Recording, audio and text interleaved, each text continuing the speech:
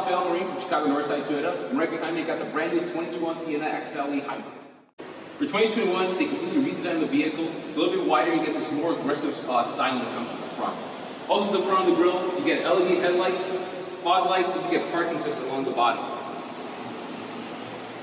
Underneath the hood, it's going to one engine choice. It's going to be a 4-cylinder hybrid engine. You're going to be getting a combined 36 miles to the gallon in this vehicle, regardless of the size. A new feature for the 21 Sienna is going to be the hands-free activated side doors.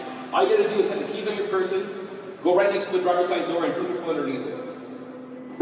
It's going to activate the sensor and the doors will open up by themselves. For the 21 Sienna, the redesign also happened in the inside as well.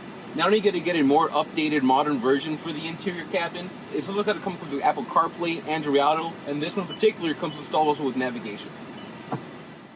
Another nice feature about the second row is that it comes with sun visors for the side windows. As you can see, it's put up to the window right behind me right now. Alright guys, these are just some of the quick features that the Toyota Sienna has to offer. For more information, visit me down Chicago Northside Toyota here in Western and Peterson, or visit us online at chicagotoyota.com.